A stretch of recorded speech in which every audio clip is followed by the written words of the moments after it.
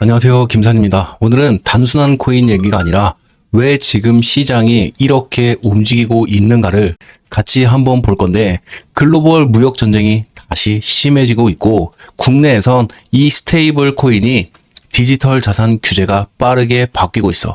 그런데 지금 이 스테이블 코인과 이 글로벌 무역 전쟁까지 이 두 흐름이 결합될 때 자금이 어떻게 움직이는지를 보면 오히려 하나의 기회판이 열려 있어.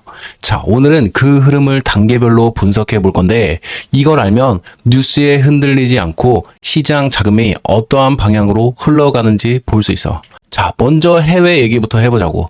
트럼프가 중국에 대해서 155% 관세 부과 가능성을 언급했어. 자, 왜 이게 중요한가 하면 과거 관세 무역 전쟁이 격화될 때마다 금융시장에 리스크 프리미엄이 붙었거든. 즉, 안전자산인 주목받거나 반대로 기회자산으로 자금이 이동이 강해졌어. 실제로 비슷한 흐름이 있었고 위협이 현실화될 가능성이 클수록 시장은 탈달러 그리고 탈전통 쪽으로 움직였다라는 거. 그러니까 이 관세 위협이 단순한 말이 아니라 자금의 흐름을 바꾸는 트리거가 될 수 있다라는 거야. 자, 기억해야 될 포인트는 딱 두 가지야. 지정학 리스크가 증가. 달러 약세 또는 달러 중심 금융자산의 변동성이 증가한다는 거. 돈이 움직일 때마다 항상 기존 안전자산에서 새로운 기회자산으로 바뀌지. 자금이 이 관세 위협은 후자 흐름을 만들어낼 가능성이 높아 보인다는 거. 자, 그리고 이제 우리나라 얘기야. 우리나라에서 이 스테이블 코인과 디지털 자산 규제가 급물살을 타고 있어. 예컨대 뱅크 오브 코리아 부총재가 은행이 먼저 원화 스테이블 코인을 발행하는 게 바람직하다라고 말했어. 또 여당은 디지털 자산 기본법을 추진 중이고 스테이블 코인 규제 프레임을 빠르게 구축하고 있다라는 거.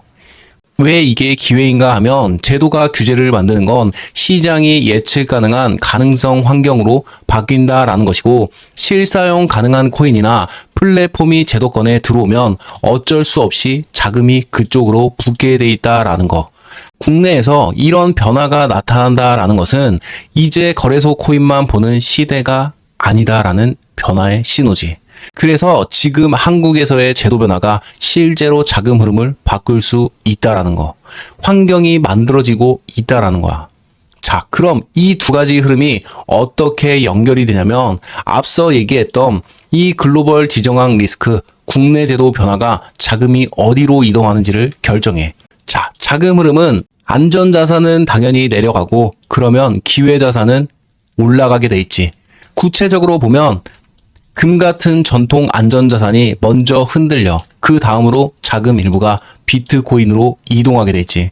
마지막으로는 실사용이 가능성이 있는 코인으로 흘러간다라는 거. 이 흐름이 바로 지금 나타나고 있어. 왜냐하면 글로벌 리스크가 커질수록 돈이 안전자산은 탈출하고 국내 제도가 바뀌면서 실사용 코인 쪽으로 입성할 준비가 되어 있다는 거야.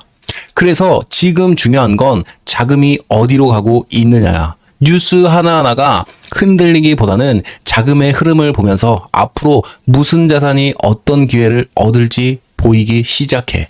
이 이미지를 보면 왼쪽이 금 차트고 오른쪽이 비트코인 차트야. 이 두 자산이 움직임이 지금 완전히 반대라는 게 한눈에 보일 텐데, 왼쪽 먼저 빨간색 박스로 표시된 구간이 10월 초 중순이야.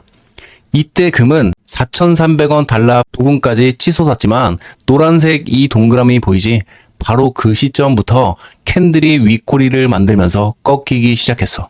이건 세력 입장에선 더 이상 살 이유가 없는 자리, 즉 자금이 빠져나가기 시작한 신호야. 그런데 재미있는 건 바로 오른쪽 비트코인 차트야.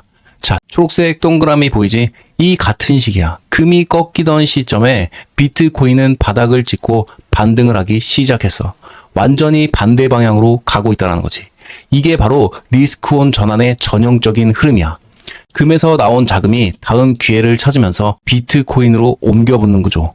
그래서 결론은 간단한데, 이 금이 흔들릴 때마다 비트코인은 다시 깨어난다라는 거.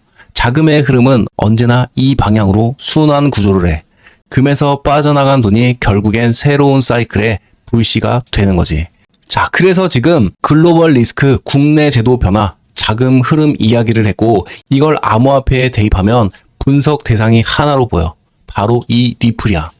리플은 송금 결제 네트워크 기반이 강하고 제도 변화에서 먼저 이점을 가지고 있어. 예컨대 국내 스테이블 코인 제도 프레임이 잡히는 와중에 리플 네트워크는 이미 준비되어 있다라는 평가야.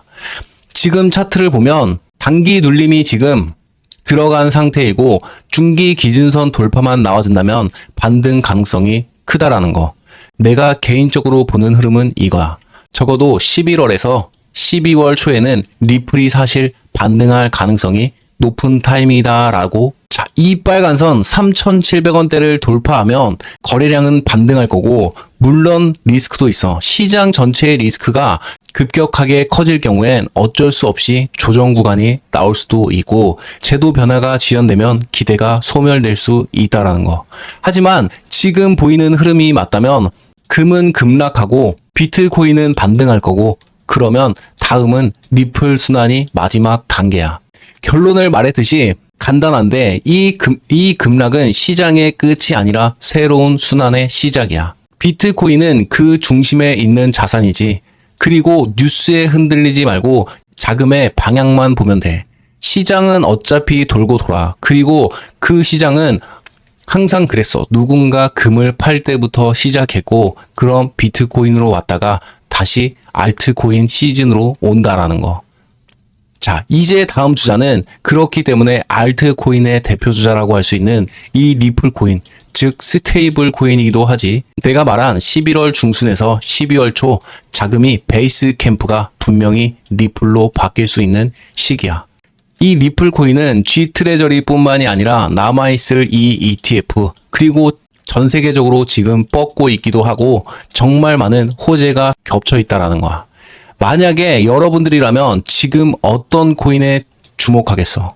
자, 댓글로 여러분들이 리플뿐만이 아니라 어떤 코인을 주목하면 좋을지 남겨주면 내가 그것에 대해서 분석해서 영상 준비할 거고, 대신에 여러분들은 영상이 괜찮았다면 구독과 좋아요 눌러주시고, 자, 그리고 지금 당장 이 리플 코인 수익 내기가 힘드니까 다른 코인 없나 눈이 알트 코인들 쪽으로 돌아가시는 분들이 정말 많은데, 그래도 지금 이렇게 상장한 코인이나 급등하는 코인들 갑자기 올라간다고 해서 올라타며 추격 매수하지 말고 안전하게 챙길 수 있도록 내가 소통방에서 매일같이 급등 코인들과 단타성 그리고 중장기 코인 안내해드리고 있으니까 참고하고, 혹시라도 영상 처음 보시는 분들이라면 참여하는 방법은 정말로 간단한데, 참여하는 방법은 영상 아래 더보기란을 누르면 이렇게 링크 하나가 나와. 그리고 아래 밑에 고정 댓글에 링크 달아두거든. 또는 여기를 클릭하면 이렇게 신청서가 나오는데,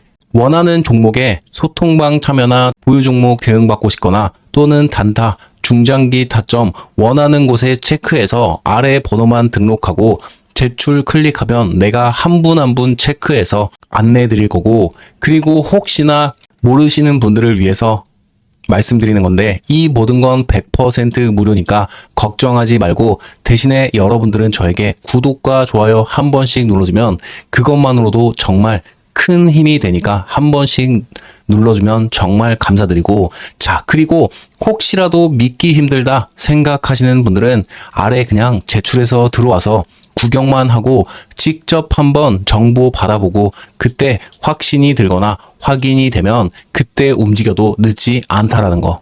자, 우리 소통방에서는 이렇게 단타, 중장기, 급등 코인까지 실시간으로 보내드리고, 그리고 미리 상승하기 전에 아침 9시에 보내드리니까 일하거나 주무실 때 그냥 지정가 걸어두면 수익이 나 있을 거고 계좌 잔고가 올라가는 경험을 할 수 있다라는 거.